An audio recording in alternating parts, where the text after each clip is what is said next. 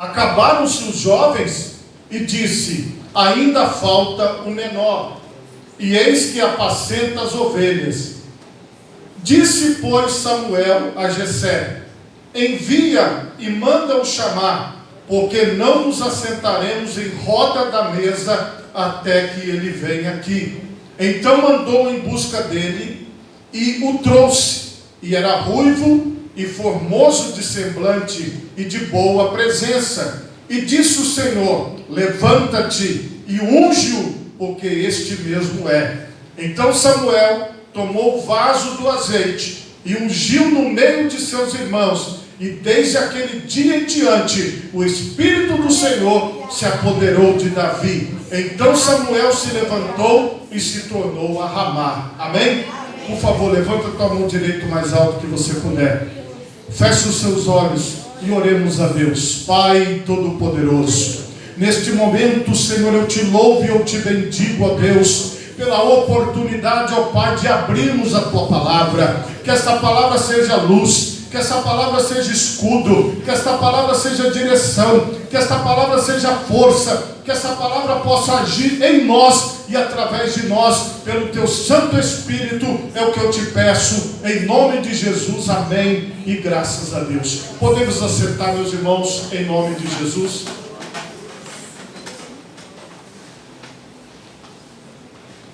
Meus irmãos, o tema da mensagem nesta noite é a casa de Jessé. Desde que eu cheguei aqui, nós estamos entrando cada dia numa casa diferente. E hoje eu quero convidar você para nós juntos irmos até a cidade de Belém, lá em Israel, e entrarmos na casa de um homem que teve os seus filhos e que não imaginava o que Deus iria fazer através da sua casa, através da sua família. A palavra de Deus diz que os planos de Deus são maiores do que os nossos planos.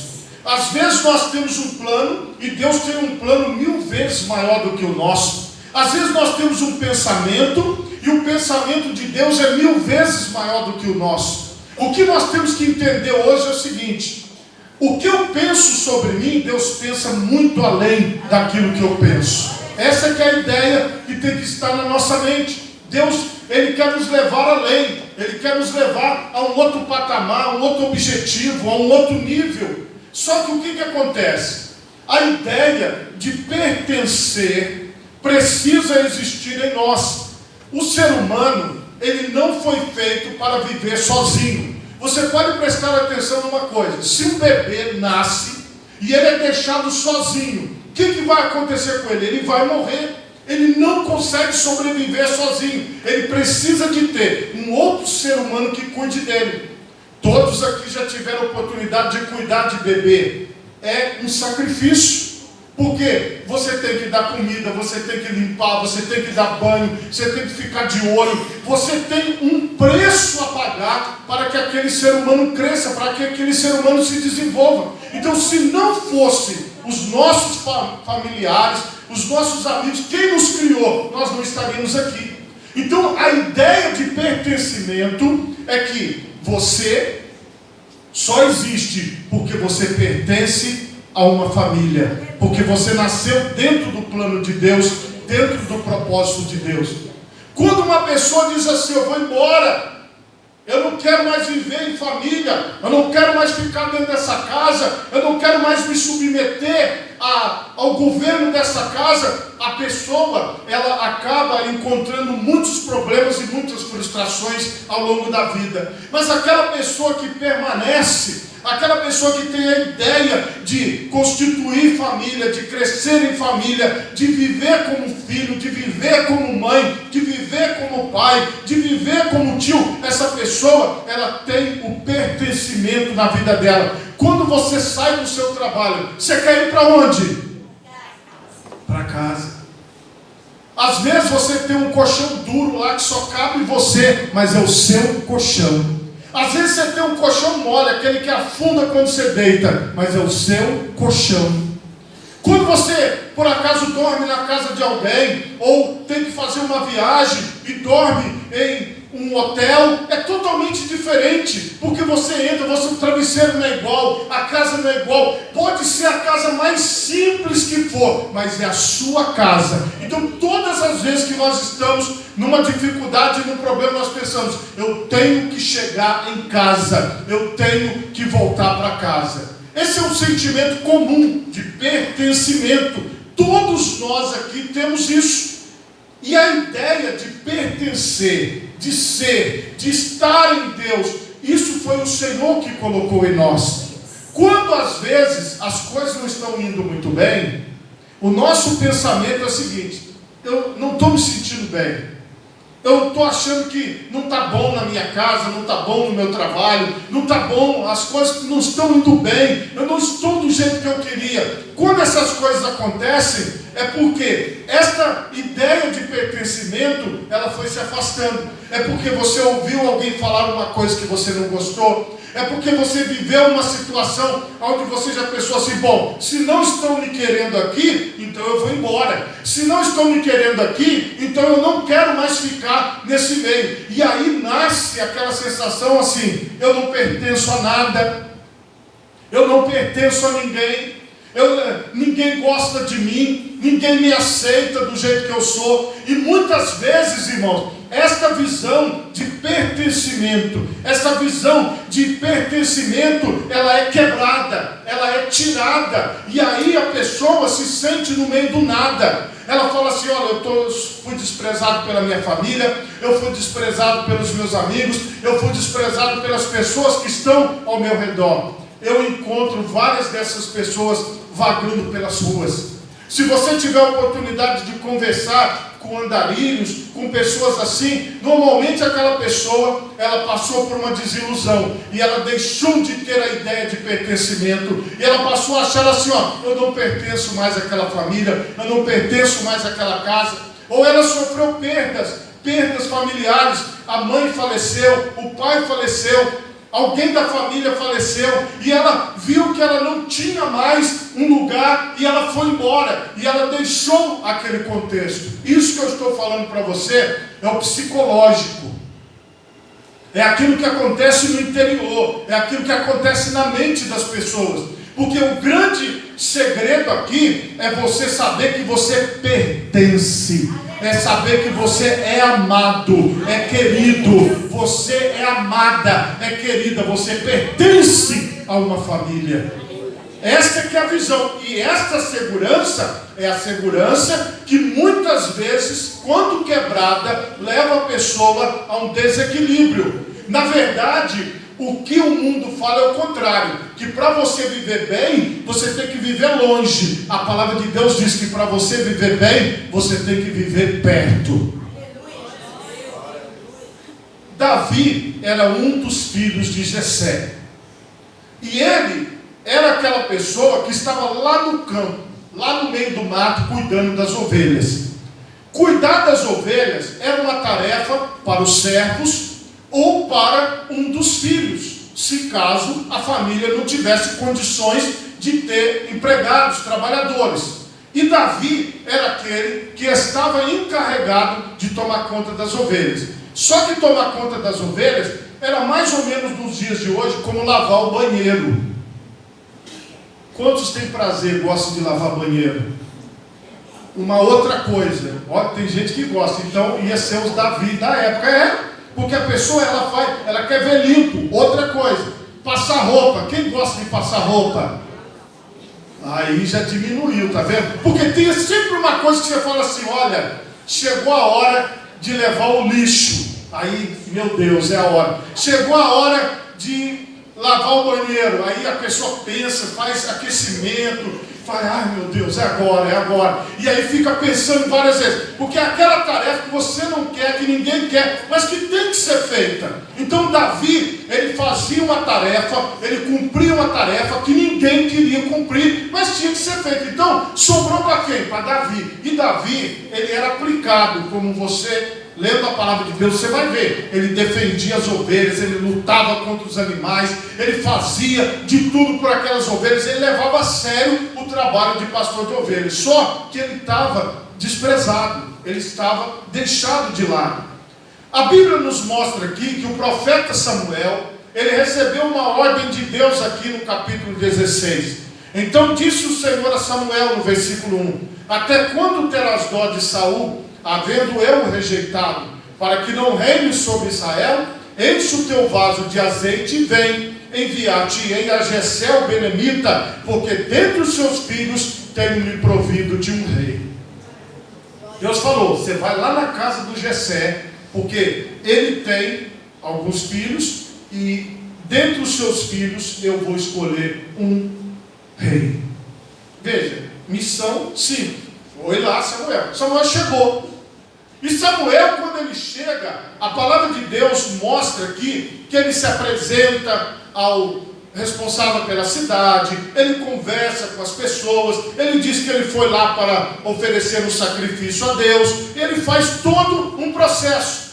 E a Bíblia nos mostra aqui que os anciãos da cidade receberam bem ele, e perguntaram se é de paz a tua vinda, ele disse é de paz. E aí, ele entrou com eles, e viu, já na casa de Jessé, ele viu a Eliabe, que era o filho mais velho, o filho ali primogênito da casa, e quando ele olhou para Eliabe, ele achou que era o escolhido de Deus, ele achou que Eliabe era o projeto de Deus, o propósito de Deus.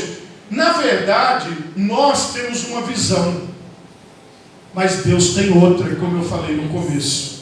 Então a questão aqui é a seguinte: Samuel, ele deixou o que ele achava de lado e fez a vontade de Deus naquele lugar.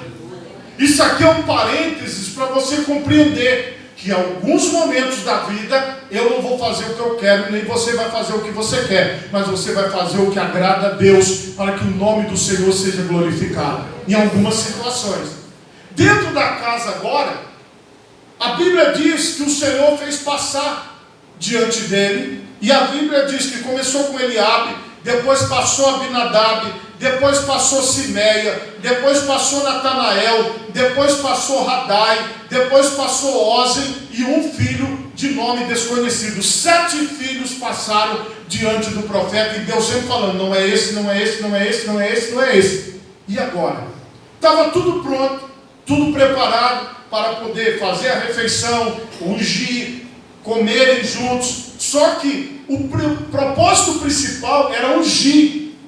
O propósito principal era derramar o azeite sobre a cabeça daquele que Deus escolheu. E de repente, todos os filhos passaram, e Davi não tinha sido chamado. Preste atenção numa coisa: já aconteceu com você de alguém da sua família fazer uma festa e não te convidar?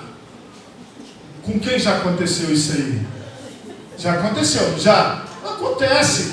E aí, você descobriu aquela... Você fala: meu Deus, hoje está tudo na internet. O que foi isso aqui? Ah, foi tal coisa. Olha, só que naquela época, Davi estava no meio do mato, ele nem sabia o que estava acontecendo.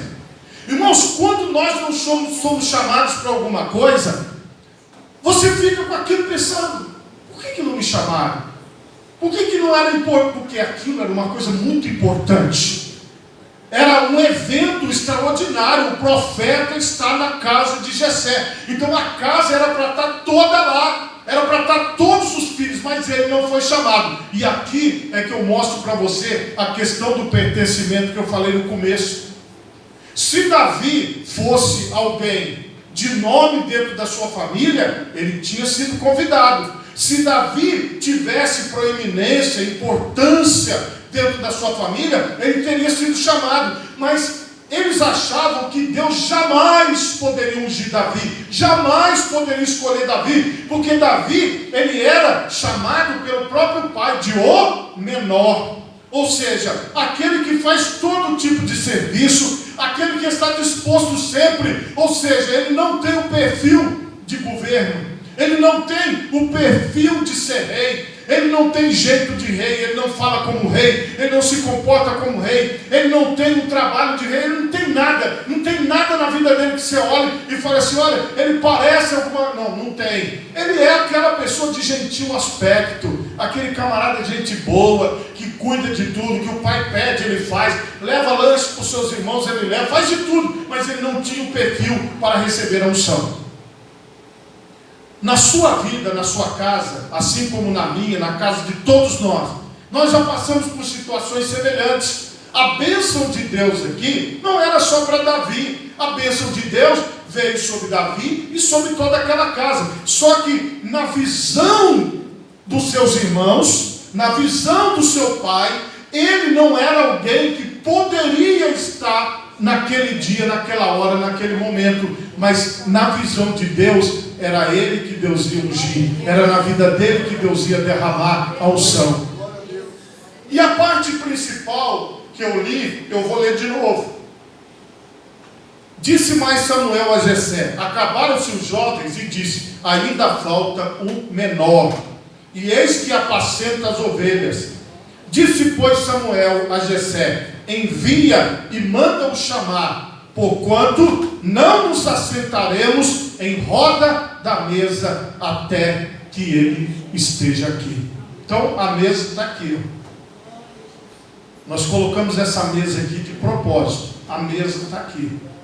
Agora só vamos sentar na mesa quando Davi chegar. Ninguém vai comer, ninguém vai beber água, ninguém vai fazer nada aqui. Nós vamos ficar aqui esperando. O que o profeta disse com esta frase? Ele mostrou o seguinte: vocês sabem onde ele está. Por que vocês não foram chamar ele desde o início? Por que ele não está aqui desde o começo? E a pergunta que eu te faço é essa: por que você não estava aqui desde o começo? Por que você não foi chamado primeiro? Por que você não foi buscado primeiro? Por que você não foi buscado primeiro? Preste atenção numa coisa: muitas vezes nós passamos por estas situações de às vezes ser o último a ser escolhido. Você veja, vocês irmãos, será que vocês já foram o último a ser escolhido em time de futebol, na escola? Vai escolhendo fulano, os que vão ficando por último, você sabe, não jogam nada. E aí vai, escolhe um, escolhe outro. Aí você fica ali esperando a sua vez de ser escolhido. Aí quando não tem ninguém para completar o time, está faltando um, eles te escolhem. Senão, eles deixam você para fazer time de fora. Eu não vou pedir para você levantar a mão não, irmão, senão todo mundo vai descobrir que você não joga nada. Mas você entende? Você ficar de fora. Aí, você é do quê? Não, eu sou time de fora. Não, agora faz outro time aí, porque sabe que outro time vai ser ruim, vai perder. Então é isso que as pessoas falam. Só, irmãos, que na presença de Deus, Deus trabalha diferente. Não tem time de fora, só tem time de dentro. Só tem escolhidos de Deus. Então, se você foi chamado por Deus, seja na primeira chamada, na segunda, na terceira, como foi o caso de Davi. Davi, ele foi a 8ª chamada, porque de 8 filhos ele foi o último a ser chamado, mas ninguém sentou na mesa enquanto ele não chegou. Havia um simbolismo ali. O Senhor estava mostrando para os outros filhos, dizendo o seguinte: olha, Davi, ele vai ocupar um lugar nesta mesa, e todos vocês deverão entender o propósito na vida dele. Nos nossos dias de hoje, eu quero que você entenda essa mensagem da seguinte maneira: nós somos os filhos, vocês são os filhos e as filhas de Deus. Nós estamos aqui numa casa, num local que Deus reservou e escolheu para nós. Quem é Davi nessa casa? A Bíblia diz que o descendente de Davi, nós cantamos, aquele que veio, aquele que está no meio de nós, ele é o que tem que ocupar o lugar na mesa para depois a gente ocupar. Você está entendendo? Jesus Cristo, ele é a raiz de Davi, ele é a estrela da manhã. Então tudo na sua vida só vai começar a acontecer quando Jesus chegar na sua casa, e quando Jesus sentar na mesa, aí você vai ver que a sua vida vai começar a andar. Aí você vai ver que a direção da sua vida vai ser diferente. Então aqui, Samuel para nós, que era o profeta que levou a unção, é o Espírito Santo de Deus.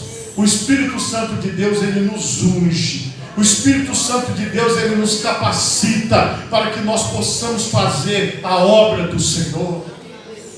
Todos nós aqui estamos numa posição neste lugar, fomos chamados, fomos escolhidos por Deus para estarmos dentro da casa, para estarmos na presença de Deus, para estarmos junto do Senhor. O que Deus vai fazer através da nossa vida? Todos os irmãos, toda a casa de Jessé serviu ao rei Davi. Toda a casa, não ficou ninguém de fora, porque todos aqueles 7 irmãos eram escolhidos de Deus para também servir ao rei Davi. Então, irmão, todos nós fomos escolhidos por Deus para estarmos na presença do Rei dos Reis e do Senhor dos Senhores, que é o nosso Senhor e Salvador Jesus Cristo. E quando você sentar na mesa, é porque Jesus chegou na casa, é porque Jesus chegou. E quando Davi chegou, olha o que aconteceu.